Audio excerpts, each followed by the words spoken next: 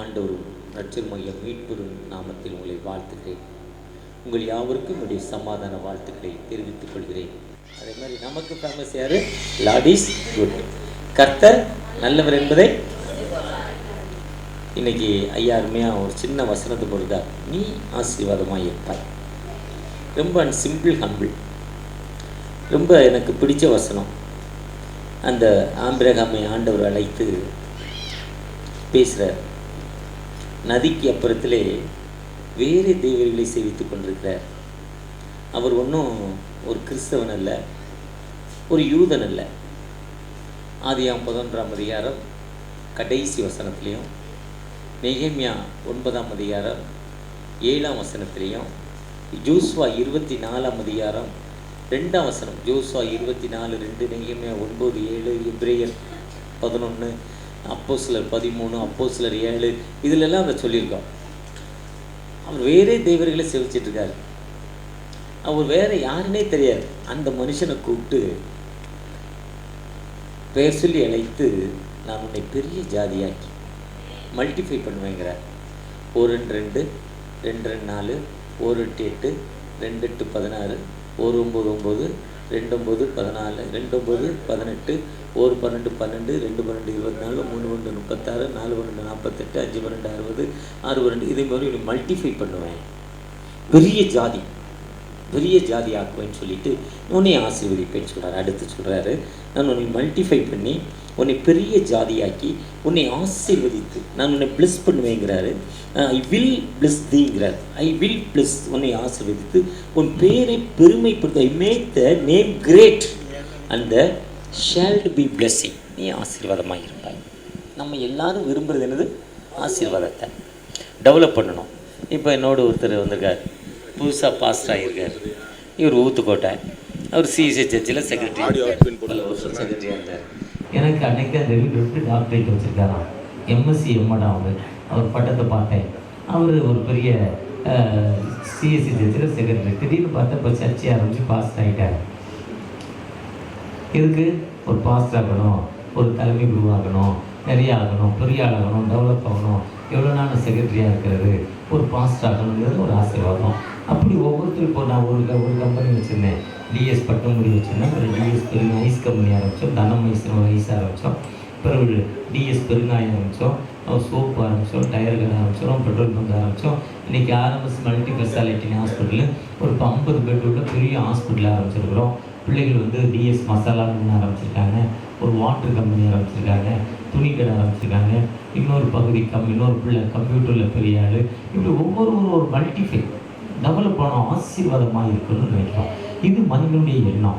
எந்த மனிதனும் இப்படியே இருக்குன்னு நினைக்கூடாது.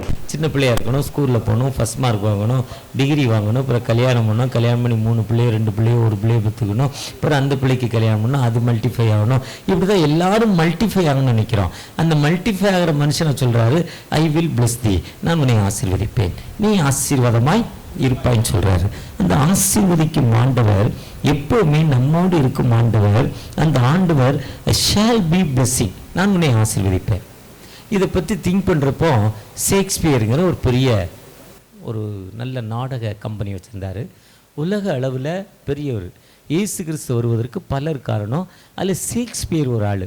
வாலிபனே எழுந்துரு, வாலிபர்கள் மத்தியில் பெரிய எழுப்புதலை தந்தவர் ஷேக்ஸ்பியர். 8 பிள்ளைகள் அவங்க அம்மாவுக்கு, சாப்பிட சோறு இல்லை, ஏதாவது வேலைக்கு போனோம், ஏதாவது வேலை தேடுறார். வேலை தேடி எங்கெங்கேயோ அலைகிறாரு, வேலை கிடைக்கல. கடைசியாக ஒரு நாடக கம்பெனி, ஒரு சர்க்கஸ் கம்பெனி பக்கத்தில் போகிறாரு.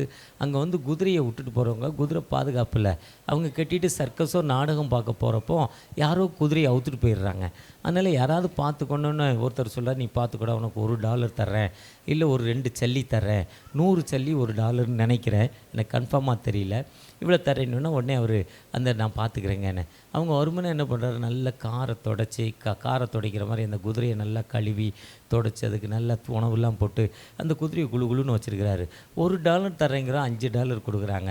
அப்படி பார்த்தா அதுக்கப்புறம் பார்த்தா அவர் குதிரை லாயமே குதிரையை கொண்டாந்து கட்டிட்டு போகிற அந்த ஸ்டாண்டு, குதிரை ஸ்டாண்டை உருவாக்கிறார். நீங்கள் ரிப்பன் பில்டிங் ஆப்போசிட்டில் ஜிஎஸ்சி ஹாஸ்பிட்டலுக்கு இந்த பக்கம், ரிப்பன் பில்டிங்க்கு ஆப்போசிட்டில் சென்ட்ரல் ஸ்டேஷனுக்கு இந்த பக்கம் பார்த்தீங்கன்னா ஒரு 10 குதிரை லைனாக கட்டியிருப்பாங்க. இப்போவும் இருக்குது குதிரை லாயம். அப்படி குதிரையை கொண்டாந்து எல்லோரும் விட்டுட்டு போகிறோன்னா அந்த குதிரையை தொடச்சிக்கிட்டே இருந்தார். அப்போது ஒரு குதிரைக்கு $1 $2 கிடச்சிது. 100 குதிரை ஆனால் என்ன ஆகும்? 100 குதிரை டெவலப் ஆகிட்டு அதில் அந்த நாடகம் பார்த்துட்டு வரவங்ககிட்டலாம் நாடக கொட்டாயிலேருந்து பார்த்தோம் எப்படி நாடகம் இருந்தது, இந்த நாடகம் இவர் என்ன சொல்கிறாரு, இந்த நாடகம் இவர் என்ன சொல்கிறாரு, இந்த நாடகம் இவர் என்ன சொன்னார்னு இதெல்லாம் கேட்டு அவரே ஒரு நாடக கம்பெனி ஆரம்பித்து உலக அளவில் ஒரு பெரிய ஆளாயிட்டார். வீட்டில் படுத்திருந்தால் என்ன பண்ண மாட்டார் கடவுள்? ஆசீர்வதிக்க மாட்டார். உப்பு விற்க போனேன், மழை பெஞ்சிட்டு, மழை பெஞ்சா என்ன வரும்? தண்ணி உப்பில் பார்த்தா என்ன ஆகும்? கரைஞ்சி போச்சு. உமி விற்க போனேன், காற்றடிச்சிட்டு, உமி விற்கிறப்போ காற்றடிச்சா நான் உமியை அளக்க முடியுமா? முடியாது. இதை சொல்லிகிட்டு இருக்கக்கூடாது. நம்ம ஏதாவது ஒரு வேலை செய்யணும்.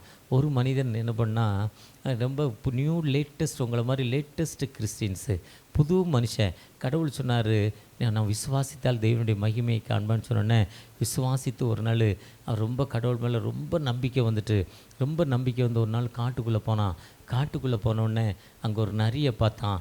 அந்த நரிக்கு 2 கால் இல்லை, முன்னால் 2 காலும் நொண்டியாயிட்டு பின்னால் 2 காலில் இழுத்துக்கிட்டே வருது. எங்கள் தெருவில் ஒரு நாரி இழுத்து நடக்கும், 2 காலில் முட்டி போட்டு இழுக்கும்.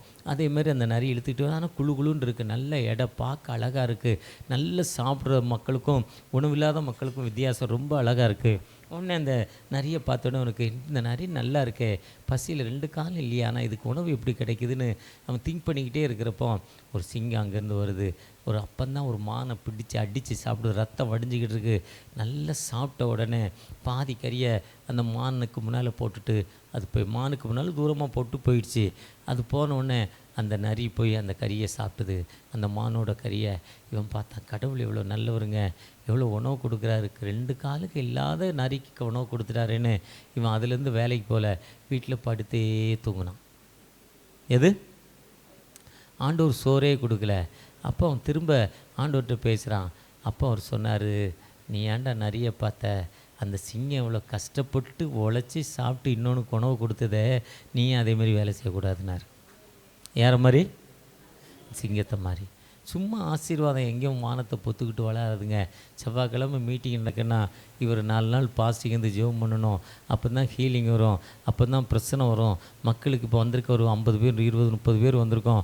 30 பேருக்கு ஒரு ஹீலிங் கிடைக்கிறப்போ பக்கத்து கூட வச்சு உங்கள் பக்கத்தில் விற்கிற கடையில், அம்மா நேற்று போனேன், வயிறு வலியோடு போனேன், அங்கே ஜெபம் பண்ணாங்கம்மா, வயிறு வலி சரியாயிட்டுன்னு அவங்க சொல்கிறப்போ அந்த அம்மாவுக்கு ஏற்கனவே காது வலி, அப்போ என் காது வலி சரியாயிருமாடி, அடுத்த வாரம் என்னை கூட்டு போடி, இல்லை அடுத்த வாரம் செவ்வாய்க்கிழமை வரப்போம் அந்த அம்மாவுக்கு ஒரு காது வலி போயிட்டுன்னு வைங்க, அந்த அம்மா காது வலி போனோடனே இன்னொருத்தர் கூப்பிட்டு வருவாங்க. இதுதான் டெவலப்மெண்ட்டு. இப்படியே வச்சுருக்கிறதுல டெவலப்மெண்ட்டில் நீ ஆசீர்வாதமாக இருப்பான்னா சும்மா கடவுளை ஆசீர்வதிக்க மாட்டாருங்க. உப்பு விற்க போனேன், உமி விற்க போனேன், காற்றடிச்சா உமி என்ன பண்ண முடியாது, பறந்துடும். மழை பெஞ்சால் உப்பு என்ன பண்ண முடியாது, அளக்க முடியாது. அப்போது நாம் ஆண்டவர் அழகாக சொல்கிறார் நீதிமொழிகள் 18:9, தன் வேலையில் அசதியாக இருப்பவர் அலிம்பனுக்கு சகோதரன். நீதிமொழிகள் 22:29, தன் வேலையில் ஜாக்கிரதை இருப்பவனை கண்டையானால் நீசருக்கு முன்பாக நிற்காமல் ராஜாக்களோடு இருப்பான். கொடுத்த எந்த வேலையிலையும் உங்களுக்கு நீங்கள் ஒரு கூடை வச்சு வியாபாரம் பண்ணுறீங்க, ஒரு இட்லி கடை வச்சு வியாபாரம் பண்ணுறீங்க, இல்லை ஒரு ஒரு ஒரு கடையில் நீங்கள் உண்மையாக இருக்கீங்க, அந்த உண்மையாக இருக்கிறப்போ அந்த கடை மூலம் உங்களுக்கு பெருத்த ஆசீர்வாதம். ஒரு அனுபவமான ஒரு சாட்சி சொல்கிறேன் கேளுங்களேன். ஒருத்தர் ரொம்ப நாளாக ஒரு கடையில் வேலை பார்த்தார், ரொம்ப உண்மையானவர். 9 மணிக்கு கடை திறப்பாங்க, 8:30க்கு 8:45 வந்துடுவார். 10 மணிக்கு கடை மூடுவாங்க, 10:30 வரையும் இருந்து எல்லாத்தையும் எடுத்து வச்சு முடிச்சு தான் போவார். ரொம்ப நம்பிக்கையான மனிதர், உண்மையுள்ள மனிதர், ரொம்ப உண்மையான மனிதர். 40-50 வருடமாக அவர்கிட்ட இருக்கிறார். அவர் கொடுத்த சம்பளத்துக்கு. அவருக்கு வயசாகிட்டு, அந்த ஓனருக்கு வயசாகிடுச்சு. அந்த ஓனர் திடீர்னு ஹார்ட் அட்டாக்கில் இறந்துட்டார். ரொம்ப அழுதார். இத்தனை 50 வருஷமாக இருந்தேன், இறந்துட்டாரே என்ன அழுதார். அழுதுட்டு ஒரு நாள் அவர் அந்த ஓனருக்கு அப்புறம் அவருடைய மகன் வேலைக்கு வர்றான். வேலைக்கு வந்த உடனே மகன் இவரை பிடிக்கல. ஏன்னா அவனுடைய கலாச்சாரம் வேறு, அப்பாவுடைய கலாச்சாரம் வேறு. அப்பா பழைய ஆள், கீழேருந்து வந்தார். மகன் மேலே இருக்கான். மகனுக்கும் அவருக்கும் நிறைய டிஃப்ரெண்ட்டு. அப்போ அவர் ரொம்ப டிஃப்ரெண்ட்டில் என்ன பண்ணுறாரு மகன், கொஞ்சம் கொஞ்சமாக இவரை அவாய்ட் பண்ணுறான். பழைய ஆள், நிறைய சம்பளம், ரொம்ப சீனியரு, வயதில் மூத்தவர், மற்றவங்களாம் நம்மளை பார்த்து எழுந்து நிற்கிறாங்க, இவர் எழுந்திருக்க மாட்டாருன்னு நினச்சி இவரை அவாய்ட் பண்ணி ஒரு நாள் சொல்கிறான், ஒரு மாதம் சம்பளம் கொடுக்குறப்போ இனி நீங்கள் வேலைக்கு வேண்டாம் ஐயா, நீங்கள் வீட்டில் இருந்துக்கோங்கன்னு சொல்லிட்டான். அந்த மாதம் சம்பளத்தை வந்தோடனே கொடுத்துட்டு காலைல 10 மணிக்கு சம்பளத்தை கொடுத்து நீங்கள் போயிட்டு வாங்க தோத்துறான்ட்டான். இவர் கண்ணீரோடு போகிறார் வீட்டுக்கு. அந்த சம்பளத்தை வாங்கிட்டு என்னப்பா செய்கிறதுன்னு அழுதுகிட்டே வீட்டுக்கு போகிறார். வீட்டில் கண்ணீரோடு வீட்டுக்கு போனோன்னே, என்றைக்குமே காலையில் போயிட்டு 8 மணிக்கு போயிட்டால் ராத்திரி 11 மணிக்கு தான் வீட்டுக்கு வருவார், இடையில் வரமாட்டார். ஆனால் போன கணவர் 11 மணிக்கே வந்துட்டார். வந்தோடனே என்னங்க வந்துட்டீங்க, என்னாச்சு என்னாச்சுன்னு கேட்குது அந்த அம்மா.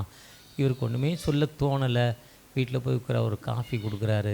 காஃபி அந்த அம்மா கொடுத்துட்டு, என்னங்க ஆச்சு சீக்கிரம் வந்துட்டீங்க, உங்களுக்கு என்ன உடம்பு சரியில்லையா, என்ன பிரச்சனை, ஏன் வந்துட்டீங்க, கடை லீவா, என்ன தெருவில் சண்டையா, எதுக்கு கடை மூடிட்டாங்களா, என்ன ஆச்சுன்னு கேட்குற. ஒன்றும் இல்லைம்மா ஒன்றும் இல்லைம்மான்னு சொல்லிக்கிட்டு இருக்கப்போ அவர் சொல்கிறார், நீ காலையிலே எழுந்து போகிறதால உங்கள்கிட்ட ஒரு விஷயத்தை நான் பேசணும்னு நினச்சேன், ஒரு நாளும் பேச முடியல, ஒரு மாதமாக நான் பேசணும்னு நினைக்கிறேன், ஆனால் நீங்கள் சீக்கிரம் வந்ததில் ஒரு விஷயத்தை நான் உங்கள்கிட்ட சொல்ல போகிறேன்ப்பான்னு சொல்கிறாங்க. சொல்லுமா கேட்குறேன்னு சொல்கிறாங்க. அவர் அப்படி சொல்லுமான்னு கேட்குறப்போ அந்த அம்மா சொல்லுது, பக்கத்து வீட்டில் நம்ம வீட்டு பக்கத்தில் இன்னார் இருக்காங்களே, அவங்களுக்கு ஒரு ஃபேன்சி ஸ்டோர் இருக்குல்ல, அந்த ஃபேன்சி ஸ்டோரு அவங்க ரொம்ப நாளாக வச்சுருக்காங்க, நமக்கு தெரியும். அந்த ஃபேன்சி ஸ்டோரில் அவங்க மகன் அமெரிக்காவில் இருக்கிறான். மகன் அவங்கள அமெரிக்கா கூப்பிட்டுட்டான் வந்துருங்கன்னு. அமெரிக்காவுக்கு அவன் கடையை மூடிட்டு போமுன்னு, இந்த கடையை யார்கிட்ட விட்டுட்டு போகிறதுன்னு தெரில, எங்களுக்கோ வயசாகிட்டு போனோம், திரும்பி வரமோ தெரியல, இந்த கடையை யார்கிட்ட விட்டுன்னு போகிறதில்ல, உங்கள் வீட்டுக்காரர் இந்த கடையில் இவ்வளோ நாளாக வேலை பார்க்குறாரு, ஒன்றுமே வேண்டாம், இந்த கடையை நீங்கள் வச்சுக்கிட்டு மாதம் ஏதாவது எங்களுக்கு அனுப்புங்க போதுன்னு ஒரு கடையே மொத்தமாக நமக்கு அட்வான்ஸு முதல் இல்லாமல் அந்த கடையை கொடுக்குறேங்கிறாங்க, நீங்கள் நடத்துகிறீங்களான்னாராம். இதுதாங்க பிளெஸ்ஸிங். அந்த ஆண்டவர் நம்மோடு இருக்கிறார். நம்முடைய லக்கு ஒன்றும் எந்த லக்கும் அந்த லக்கில் கரெக்டாக இருக்கணும். ஒரு ராஜாவுடைய அப்பா இறந்துட்டார், மகனை ராஜாவாக்கிட்டார். அவர் ரொம்ப ஆக்டிவானவர், சுறுசுறுப்பாக இருக்கிறாரு, தட்டால்புலாம் நிற்கிறார், வாலிபன். பக்கத்து ஊரில் ஒரு ராஜா, முதிர் வயது, திறமையானவர், எப்போயுமே ஜெயிக்கக்கூடியவர், நிதானமாக செயல்படுவார், சிந்தித்து செயல்படுவார். அந்த சிந்தித்து செயல்படுறப்ப அந்த நிதானம் அவருக்கு வெற்றி. இவர் ஸ்பீடு, இளப்பிள்ளைங்க இப்போ பைக் ஓட்டுறாங்களே, ஜிக்டாக் பிடிச்சி அப்படி இப்படி போட்டு அடுத்தவனை பற்றி கவலை இல்லாமல், அவங்களுக்கு 150 கிலோமீட்டர் ஸ்பீடு. இங்கேருந்து கிளம்புன வண்டியில் உட்காந்தோடனே அங்கே போய் நின்றுணும், அவ்வளோதான். எல்லாத்துக்கும் முன்னால் போயிடணும், எல்லாத்துக்கும் முன்னால், அதுல தான், மற்றவங்கள பற்றி எதுக்கோ கவலை இல்லை. அதே மாதிரி இவர் ஒரு நாள் அந்த ராஜா கூட திடீர்னு சண்டைக்கு போனார். மூத்த ராஜா சண்டைக்கு வந்துட்டார். ஒரு சின்னவர் கூப்பிட்டோன்னு போயிட்டார். சண்டைக்கு போனோன்னா அந்த இவருக்கு ஐடியா இல்லை, ஸ்பீடாக இருந்ததால் பெரியவர் ஜெயிச்சிட்டார். வயசில் மூத்தவர் என்ன பண்ணிட்டார், ஜெயிச்சிட்டார். நாடு அவர் கையில் வந்துட்டு இப்போ இவரை பிடிச்சி வச்சுக்கிட்டார். இருந்தாலும் அது முதிர் வயதில் மூத்தவருங்கிறதால அவர் ஒரு போட்டி கொடுத்தார். உன் நாட்டை நான் ஜெயிச்சிட்டேன்பா, இப்போ என் கையில் உன் நாடு, நான் உன்னை கொலை பண்ணலாம், உயிரோடு வச்சுருக்கேன், இதனால என் பண்ணலாம், நீ என் கஸ்டடியில் இருக்கிற, ஆனால் உனக்கு ஒரு வாய்ப்பு தரேன், என் வாய்ப்புக்கு நீ வந்தேன்னா உனக்கு உன் நாடை திரும்ப தந்தனும், உயிரையும் விட்டுருவேங்கிறார். சரி சொல்லுங்கள், நான் செய்கிறேன். அவர் என்ன பண்ணார், கையில் கொஞ்சம் ஒரு கிளாஸ் ஃபுல்லாக தண்ணி, ஒரு டம்ளர், இதேமாரி ஒரு டம்ளரில் நல்ல தண்ணி ஃபுல்லாக கொடுத்துட்டார். இதை கையில் இப்படி வச்சுக்கணும். இங்கேருந்து பஸ் ஸ்டாண்டுக்கு போனோம், ஒரு கையில் பிடிக்கணும், தண்ணி ஒரு சொட்டு கூட கீழே வடியக்கூடாது. தண்ணி தளம்ப மேலே இருக்கும், கொஞ்சம் தான் குறையாக இருக்கும், கீழே தண்ணி வடியக்கூடாது. ஆனால் குறிப்பிட்ட டைமில் போகணும். ஆடுதுன்னு என்ன பண்ணக்கூடாது, நிற்கக்கூடாது. நின்னா என்ன ஆயிரும், டைம் போய்டும். என்ன போட்டிக்கு சரியா, இல்லை நான் தலையை வெட்ட போகிறேன், இல்லை நான் ஆட்டை எடுத்துக்க போகிறேன்னாரு. உடனே அவர் சரியாக போகிறேன்ட்டார். கையில் டம்ளரை கொடுத்தாச்சு, தண்ணியை கொடுத்தாச்சு, நடக்க ஆரம்பித்தா ஒரு பக்கம் அவங்க இந்த ராஜாவுடைய மக்கள், இளம் ராஜாவுடைய மக்கள், ராஜா வாழ்க, நீங்கள் ஜெயிச்சிட்டிங்க, நீங்கள் தான் வின் பண்ணிங்க ஒரு மக்கள் ஒரு பக்கம் கூட்டம் போடுது. இன்னொரு பக்கத்தில் டேய் நீ தோற்றுருவ, நீ வீணாக போயிடுன்னு இன்னொரு பக்கம் திட்டுது. இவர் அந்த குறிப்பிட்ட டைமுக்குள்ளே அந்த லக்குக்கு, அந்த bus stand, Periyapalayam bus stand போயிட்டார். போன உடனே இந்த ராஜா, நீ ஜெயிச்சிட்டப்பா, உனக்கு ஒரு நாடையும் கொடுத்துட்டேன், உன் உயிரை விட்டுட்டேன், நான் அந்த வெற்றியின் மேடைக்கு அழைச்சி எல்லாத்தையும் கொடுத்துட்டு, இப்போ நீ என்ன பண்ணணுன்னா, ஒரு கூட்ட மக்களும் நீ வாழ்த்துனாங்க, ஒரு கூட்ட மக்களும் நீ திட்டினாங்க. வாழ்த்து உங்களுக்கு நீ இப்போ எனக்கு சால்வை போட்டால, இதே மாதிரி சால்வை போடு, திட்டவங்களை என்ன பண்ணலாம், வெட்டவா குத்தவா சொல்லு, என்ன சொல்கிற, செஞ்சிடலாங்கிறார். இந்த ராஜா சொல்கிறாரு, நான் என்னை யார் வாழ்த்துனாங்கன்னு தெரியாது, யாரை திட்டினாங்கன்னு தெரியாது, என்னுடைய ஓட்டம், எனக்கு நியமித்திருக்க ஓட்டத்தில் நான் பொறுமையோடு என்ன பண்ணுறேன், ஓடிக்கிட்டே இருக்கிறேன். என் கையில் இருக்க கிளாஸ் என்ன பண்ணக்கூடாது, ஆடக்கூடாது, தண்ணி வடியக்கூடாது. தண்ணி வடிஞ்சு கீழே குடிச்சா உயிர் போயிடும், தேசம் போயிடும், நான் தோற்றுருவேன். எனக்கு நியமித்திருக்க வீட்டத்தில் பொறுமையோடு நான் ஓடக்கூடாது. அதுதான் விசுவாசம். ஒன்றை தினத்திலான சாட்சிகள் சூழ்ந்து இருக்காலும் பாரமான யாவற்றையும் தள்ளிவிட்டு விசுவாசத்தை தோக்கிறோம் முடிக்கிறோமாக இயேசுவை நோக்கி. ஒருவேளை இன்னைக்கு இந்த திருச்சபைக்குள்ளே ஆண்டவரை நோக்கி வந்திருக்கிற நீங்கள், உங்களுடைய தேவைகள் ஒரு ஹீலிங், உன்னுடைய தேவைகள் ஒரு கடன் பிரச்சனை, உன்னுடைய தேவை ஒரு தலைவலி, ஒரு அமைதி இல்லை, தூக்கம் இல்லை, உனக்கு விரோதமான செய்வினை கட்டுகள், இதிலிருந்து எனக்கு விடுதலை வேண்டாம், நீ ஆண்டவர் இந்த உலகத்தை பற்றி எதுக்குமே கவலைப்படக்கூடாது, உனக்கு நியமித்திருக்க ஓட்டத்தில் பொறுமையோடு ஓடிக்கிட்டு இருந்தனா ஆண்டவரை உயர்த்தும் ஆண்டவர், எல்லா விதத்திலும் உன்னை வழிநடத்தும் ஒரு உயிருள்ள ஆண்டவர். நமக்கு நியமித்திருக்க ஓட்டத்தில் என்ன பண்ணணும், அதுதான் ஹீலிங், அதுதான் அற்புதம். 7000 மண்ணையில் ரொம்ப சிறப்பான ஒரு 7000 மண்ணை ஒருத்தர் சினிமா தேட்டர் ஆரம்பிக்க கூப்பிட்டார் காமராஜரை. இது ஜூலை மாதங்கிறதால அவரை பற்றி ஒரு சின்ன தகவல். காமராஜ் சொன்னார், நீ ஸ்கூல் ஆரம்பித்தா வருவேன், சினிமா தேட்டருக்கு ஆரம்பிக்க வர மாட்டேன், இருந்தாலும் கூப்பிட்ற வரேன், ஒரு சினிமா தேட்டர் ஆரம்பிக்கல 2 ஸ்கூல் ஆரம்பி, நான் ஒரு சினிமா தேட்டர் திறந்து வைக்கிறேன். உடனே அந்த ஓனர் 2 ஸ்கூல் ஆரம்பித்து ஒரு சினிமா தேட்டர் திறந்தார். ஆனால் இன்றைக்கி அந்த சினிமா தேட்டர் ஒரு சர்ச்சாக மாறிட்டு, இன்றைக்கி சர்ச்சாக நடந்துகிட்ருக்கு. மோன்சி லாசரஸ்ட்டை கொடுத்தாங்க. அவர் ஒரு பாஸ்டர், சாம்சன் மாதிரி ஒரு பாஸ்டர்கிட்ட கொடுத்து இங்கே நடத்துக்கிட்டு போயிட்டார். ஏன்னா அவர் நான் பாஸ்டர் வேலை செய்ய மாட்டேன்ட்டார். அவர் பிரதர் மோன்சி லாசரஸ். அவர் அதை அந்த 7000 மண்ணையில் அவர் மறக்க முடியாத நினைவு என்னென்னா, அவங்க சொந்த ஊர் சாத்தூர். 7000 மண்ணை என்பது கோயில்பட்டியிலேருந்தும் 15 கிலோமீட்டர், சிவகாசியிலேருந்தும் 15 கிலோமீட்டர், சாத்தூர்லேருந்தும் 15 கிலோமீட்டர். நீங்கள் 7000 மண்ணைக்கு போனால் கோயில்பட்டியோ சிவகாசியோ சாத்தூர் போகாமல் 7000 மண்ணைக்கு போக முடியாது. எந்த ஊருக்கு போனாலும் இந்த ஊரில் போய் தான் போனோம், 15 கிலோமீட்டர். அதான் 7000 மண்ணை. அந்த சாத்தூரில் இவங்க இருந்தாங்க. அங்கே ஒரு குடும்பத்தோட சண்டை, ஒரு ஃபேமிலிக்கு. லாலா கடை வச்சுருக்காங்க. லாலா கடைன்னு இன்றைக்கி சூப்பர் பட்டர் முறுக்கு வாங்கிட்டு வந்தார் ஐயா, அதுக்கு பேர் தான் லாலா கடை. ஸ்வீட்டும் மிச்சரும் விற்கிற கடை, பொட்டலங்கடை சொல்லுவோம் சென்னையில். மிச்சர் கடை, ஸ்வீட்டு கடை. இப்போ சென்னையில் பொட்டலங்கடை, இது பொட்டலங்கடை, அங்கே லாலா கடை. அந்த லாலா கடை வச்சுருந்தாங்க. அவங்க அங்கே சண்டை வந்துருச்சு. அதனால் குடும்பத்தோடு வந்து சாத்தூர் காட்டுக்குள்ளே இருக்கிறாங்க. காட்டுக்குள்ளே இருக்கும்போது மிஷினரி ஒருத்தர் வந்து பார்க்குறேன், ஏன் இங்கே இருக்கிறீங்கன்னா, இதேமாதிரி வனாந்திரத்தில் குடியிருக்காங்க, இதேமாதிரி இந்த ஊரில் சண்டை வந்துருச்சு, கடையெல்லாம் மூடிட்டோம், இருக்க இடம்லாம் அங்கே இருக்கும். அப்புறம் சொல்லுவார், 7000 மண்ணைக்கு போங்க, 7000 மண்ணைக்கு போனால் உங்களுக்கு வாழ்வு கிடைக்கணும். 7000 மண்ணைக்கு அனுப்பி விட்டாங்க. 7000 மண்ணையில் போய் அவங்க கடை வச்சாங்க. ப்ளஸ் லாலா கடை வச்சாங்க. அங்கேயும் பக்கத்தில் ஒரு லாலா கடை, இவங்களுக்கும் பக்கத்தில் லாலா கடை. அவங்க பிள்ளைங்க அங்கேருந்து படிக்க கோயில்பட்டிக்கு போனோம். இல்லை 7000 மண்ணில் ஸ்கூல் கிடையாது, ரொம்ப ஃபுட் கிராமம். 15 கிலோமீட்டர் பிள்ளைங்க நடந்து வரணும். பஸ்ஸு கூட இல்லை அந்த காலங்களில். நான் சொல்வது ஒரு 120 வருஷங்களுக்கு முன்னால் நடந்த சம்பவத்தை இன்றைக்கி 95 வயசு உள்ள பெரியவர் என்ற சொல்கிறார். அவங்க தாத்தா காலத்தில் 120 வருஷத்துக்கு முன்னாடி நடந்த சம்பவம். அந்த போயிட்டு வர வழியில் என்ன பண்ணுறாங்க, 2 பேர் பக்கத்துக்கிட்ட 2 பேரும் பங்காளி, சண்டை. 2 பேர் பிள்ளைகளும் ஒரே ஸ்கூலில் வந்திருக்கு. 2 பேருக்கும் சண்டை வந்துருச்சு. சண்டை வந்தோடனே இதேமாதிரி ராத்திரி 7 மணிக்கு மேலே ஊருக்கு வெளியே 2 பேரும் சண்டை போட்டுக்கிட்டு இருக்கான். யாரோ வந்து இவன்ட்டு சொல்கிறார், இல்லை உன் பையன் இன்னொரு பையன் கூட சண்டை போடுறான்டானோடனே உடனே இவர் கடையை விட்டு கொடுக்குன்னு ஓடுறாரு. அங்கே தூரமாக 2 பேர் உருள்றான். அந்த மல்யுத்த வர மாதிரி உருண்டுக்கிட்டு இருக்கான். இல்லை போனவர் நம்மளா கையில் அருவா எடுத்துகிட்டு போகிறார். அருவா எடுத்துகிட்டு போயிட்டு அந்த பையனை கேட்குறாரு, டே நீ மேலே மகனை பார்த்தேல, நீ மேலே படுத்திருக்கியா கீழே படுத்திருக்காருன்னா அவன் சொல்லுவான், ஐயா நான் கீழே படுத்திருக்கிறோன்னே வேகமாக போகிறோம், மேலே படுத்துறோம், தூக்குறாரு. முகத்து கூட பகல வயத்தில் ஒரு அறுப்பு போடுறாரு. குடலெல்லாம் சரிஞ்சு போச்சு. இப்போ அறுக்கிறாரு, குடலெல்லாம் கொட்டி போச்சு, செத்து போனான். அப்போ வெள்ளைக்காரன் ஆட்சி காலம் 120 வருஷத்துக்கு முன்னால் வெள்ளைக்காரங்க இவங்களை தேடுறாங்க. இவங்க குடும்பமாக காட்டுக்குள்ளே போய் ஸ்ரீவில்லிபுத்தூர் மலைக்குள்ளே போய் ஒளிஞ்சிக்கிட்டாங்க. மலைக்குள்ளே போய் ஒளிஞ்சிட்டு அந்த மலைக்குள்ளேருந்து அவங்களால வெளியே வர முடியல. போலீஸ் தேடிக்கிட்டே இருக்குது. ஆண் மக்கள்லாம் போயிட்டாங்க. அப்போ ஒருத்தர் வந்து சொல்கிறாரு, நீங்கள் வந்து இன்றைக்கி கிறிஸ்டினாக மாறிடுங்க, கிறிஸ்தவங்களாக மாறிக்கலாம். ஒயிட்ஸுங்கிற ஒருத்தர் லாயர் இருக்கார், அவர் ரெவரண்டு திருநெல்வேலியில் இருக்கார். அவரை போய் பாருங்கள், அவருக்கு நல்ல ஆலோசனை தருவாங்கன்னா. இவங்கெல்லாம் கிறிஸ்தவத்துக்கு ஒப்பு கொடுத்துட்டு அன்றைக்கி வேறு வழி இல்லை, தன்னை காப்பாற்றிக்குள்ள வர வழியில் ஒரு பையனை வேறு கொலை பண்ணிட்டோம், என்ன செய்யறதில்ல. அங்கேருந்து இந்த பெண்கள் எல்லாம் திருநெல்வேலிக்கு போய் பாரி அங்கே ஒயிட்ஸுங்கிற ஒருத்தரை பார்க்குறாங்க. இவங்களை காப்பாற்றி அவர் லாயர் கேஸ் போட்டு கேஸில் ஜெயிச்சு இவங்களுக்கு கேஸை ஒன்றும் இல்லாமல் ஆக்கி, சின்ன பிள்ளைங்க சண்டை ஏதோ நடந்துருச்சுன்னு ஒரு வாபஸ் வாங்கி இவங்க மட்டும் கிறிஸ்டின் ஆகிட்டாங்க. கிறிஸ்டான இந்த ஒரு ஃபேமிலி மட்டும் கிறிஸ்டான இந்த 7000 மணியில் இவங்க எல்லாம் ஒரே ஜாதி. இன்னொரு ஜாதி தாழ்ந்த ஜாதி இன்னொரு பின்பக்கம் இருக்காங்க. அங்கே தான் சர்ச் இருக்குது. கிறிஸ்டானவங்க சர்ச்சுக்கு போகிறாங்க. இந்த உயர்ந்த ஜாதி மக்கள் தாழ்ந்த ஜாதிக்கு போகிறாங்க. தாழ்ந்த ஜாதி இடத்துல சர்ச்சுக்கு போகிறாங்க. நேற்று நாங்கள் ஒரு இடத்துக்கு போயிருந்தோம். ஒரு இடத்துல சர்ச்சில் லைட்டே இல்லை, இருட்டாக இருக்குது. ரொம்ப 10 வாட்ஸ் பல்ப் எரியுது. என்னென்னு கேட்டால் ஒரு ஜாதிக்குள்ளே கொண்டே சர்ச்சை கட்டிட்டாங்க. அதனால் வேறு ஜாதிக்காரன் உள்ளே வர மாட்டேங்கான், இந்த ஜாதிக்காரன் மட்டும் தான் இருக்கிறான்னு சொல்கிறாங்க.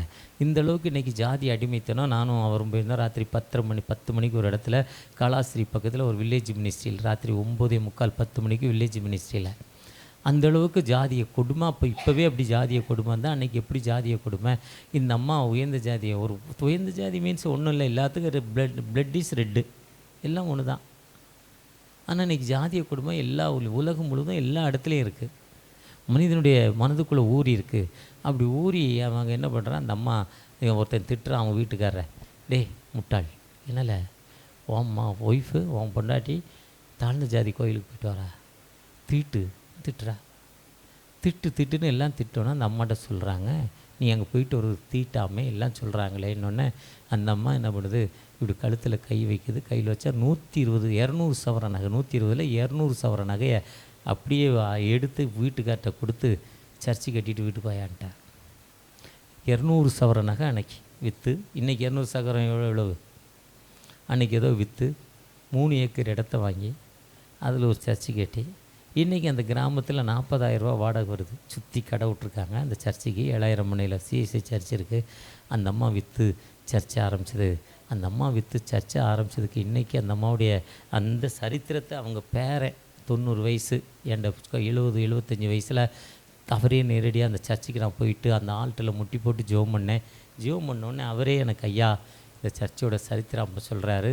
அந்த குருவானவர் சொல்கிறாரு, நாங்கள் அருள்மணின்னு ஒரு ஆயர் இருந்தார், என்னுடைய உறவின் மகன், ரொம்ப உறவினர். அவர் சொன்னார், ஐயா தான் இந்த சர்ச்சோடைய ஹிஸ்ட்ரி தெரியுமா, இந்த சர்ச்சோடைய ஃபவுண்டர் இவர் தான். 75-76 வயசு உள்ள ஒரு மனிதனை காட்டுறார். என்னங்க சரித்திரன்னு கேட்டோன்னே இந்த சரித்திரத்தை அப்படியே சொல்கிறாரு.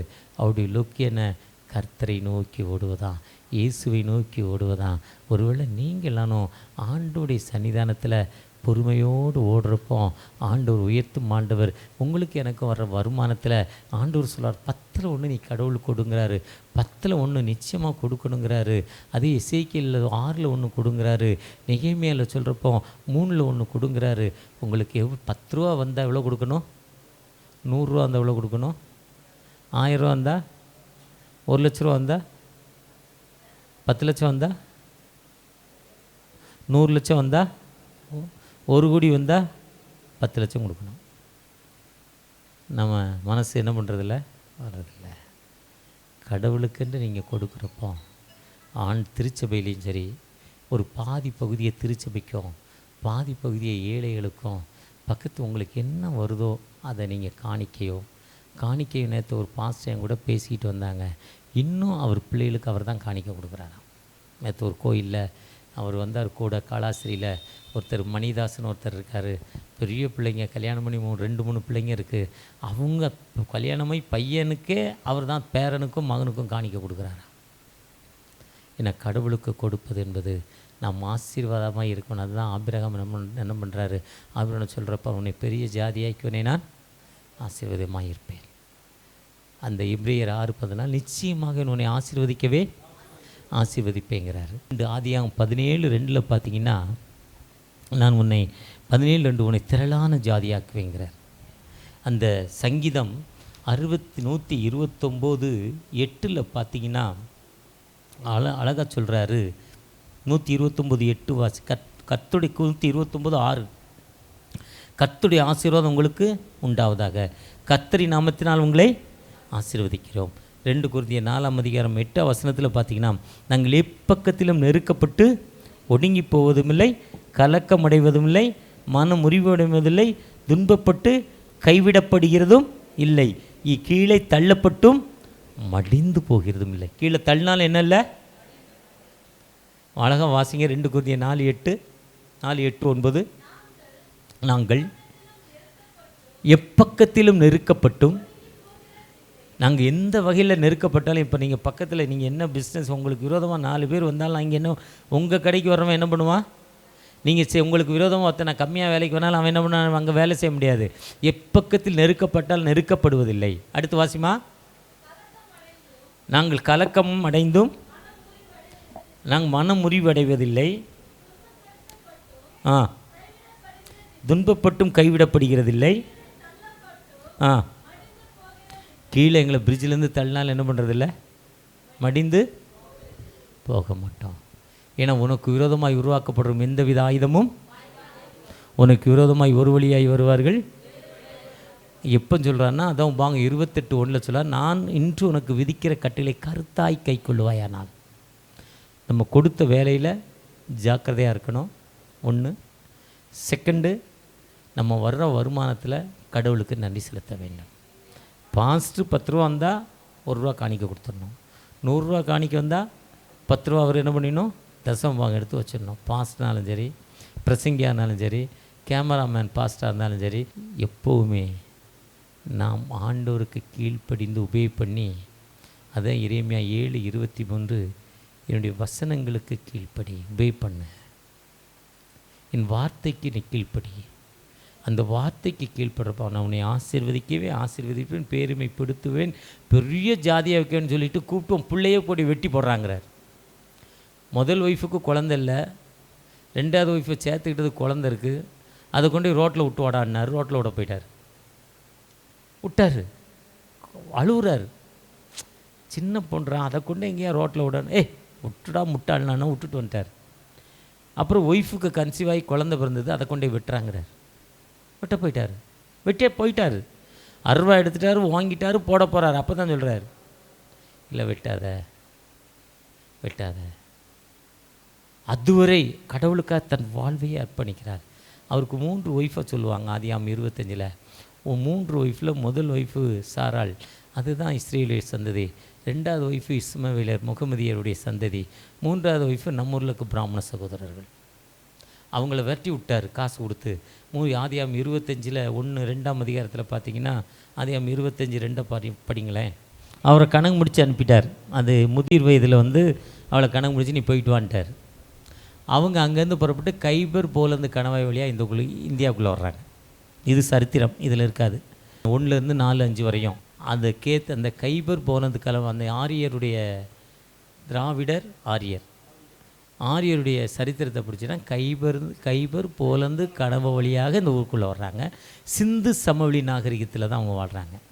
சிந்து நதியோட ஓரமாக தான் அவங்க வாழ்கிறாங்க. அப்படியே அவங்க ஆட்சியுரிமை எடுக்கிறாங்க. ஏன்னா உன் பிள்ளைகளை நான் என்ன பண்ணுவேன்? இன்றைக்கி யார் நம்மளை ரூலர் பண்ணுறா? அந்த ஒரு கூட்டம் தான் பண்ணுது. நம்மளால் பண்ண முடியாது. அவங்ககிட்ட நம்ம ஜெயிக்க முடியாது. ஏன்னா நமக்குள்ளே பிரிவினை வெட்டி விட்டுருவான். இங்கே வருவான், ஐயா கூட இருப்பான், டக்குன்னு 4 பேரை கூட்டு பக்கத்தில் ஒரு சர்ச்சை ஆரம்பிச்சிருவான். ஏன்னா அவங்களுக்குள்ள அந்த யூனிட்டி. யாருடைய பிளெஸ்ஸிங்? கடவுளுடைய ஆசீர்வாதம். இது இயற்கை. அந்த ஆசீர்வாதத்திற்கு நம்ம ஆண்டோடைய வார்த்தைக்கு நம்ம கொடுத்த வேலையில் உங்களுக்கு என்ன வேலை கொடுத்தாலும் அதை சரியாக செய்யணும், உண்மையாக செய்யணும், ஆண்டோடைய காத்திருக்கணும். 2வது, நமக்கு என்ன வருதோ, உங்கள் வீட்டுக்காரர் 100 ரூபா சம்பாதிக்கிறாரு, 80 ரூபா குடிச்சிட்டாரு, 20 ரூபா தான் உங்கள்கிட்ட கொடுக்க. 20 ரூபாயில் எத்தனை ரூபா எடுத்து வைக்கணும் கடவுளுக்கு? 2 ரூபா. 1 ரூபா சர்ச்சைக்கு கொடுக்கணும், 1 ரூபா ஏழைக்கு கொடுக்கணும். இன்னும் உங்கள் வீட்டுக்காரர் நீங்கள் அப்படி கொடுத்து பாருங்கள், 1 மாதம் 2 மாதம் 1 வருஷத்தில் குடியை விட்டுருவார். விட வச்சிருவார் கடவுள். என்ன பண்ணிடுவார்? விட வச்சிருவார். நீங்கள் பிளெஸ்ஸிங், இதுதான் ஆசீர்வாதம். ஆசீர்வாதம் எங்கேயோ மளிகை கடையில் போயோ எங்கேயோ வாங்கிறதில்ல. கடவுளை தேடி நம்ம முழங்காலில் நிற்கிறப்போ அந்த ஆசீர்வாதத்தை தரும் ஆண்டவர். அவர் ஒரு காலம் கைவிட மாட்டார். அந்த ஆண்டவர்கிட்ட, தகப்பனே என்னை பிளெஸ் பண்ணுங்கப்பா, உம்முடைய கிருபையை தாங்க தகப்பனே, உம்முடைய ஆசீர்வாதத்தை எனக்கு தாங்க தகப்பனேன்னு நோக்கி பார்ப்போமா? பார்க்குறப்போ நிச்சயமாகவே ஒரு விடுதலை கொடுக்கும் ஆண்டவர். நீ ஆசீர்வாதமாக இருப்பாயின்னு சொன்னீங்கப்பா. அந்த blessing தகப்பனே, எனக்கு அந்த ஆசீர்வாதம் வேண்டும் தகப்பனே. என் குடும்பத்தில் இருக்க அந்த சூழ்நிலை தகப்பனே, என் கணவருடைய தீய பழக்கம் தகப்பனே, என் மாமியாருடைய கொடுமை தகப்பனே, என் மருமகளுடைய கொடுமை, நான் என் மருமகளை கொடுமைப்படுத்தினேன், அதே கொடுமை என் மருமகள் இன்றைக்கி எனக்கு பண்ணிக்கிட்டு இருக்காப்பா, என்னை மன்னித்து எனக்கு ஒரு புதிய வாழ்வு வேண்டும்னு ஏக்கத்தோடு ஜெபிக்கிற அந்த அன்பு சகோதரிக்காக தகப்பனே, பயப்படாதே, திகையாதே, நான் உன் தேவன் என்று சொன்னீங்கல்லப்பா. ஒரு விசை கூட என் மக படிக்க முடியாமல், ஐயா நல்ல மார்க் வர முடியாத நிலைமையில் நாங்களோ இருக்குது கிராமத்தில், எந்தவித அடிப்படை வசதி இல்லைப்பா. ஆனால் என் மகளை ஒரு இன்ஜினியரை ஆக்கணும், ஒரு டாக்டர் ஆக்கணும், ஒரு ஐஏஎஸ் ஆக்கணும்னு நினைக்கிறேன்ப்பா. மனமிறங்க மாட்டிங்களா? ப்ளஸ் பண்ண மாட்டிங்களா? நீங்கள் ப்ளஸ் பண்ணுங்க தகப்பனே. நீங்கள் ப்ளஸ் பண்ணுறப்போ நான் நிச்சயமாக என்னை ஆசீர்வதித்து உன் பெருமைப்படுத்துவேன் என்று எபிரேயர் 6:14 சொன்னீங்கல்லப்பா. ஒரு விசை கூட சங்கீதம் 129:6 சொன்ன அந்த ஆசீர்வாதம் தகப்பனே எனக்கு வேணும் தகப்பனே.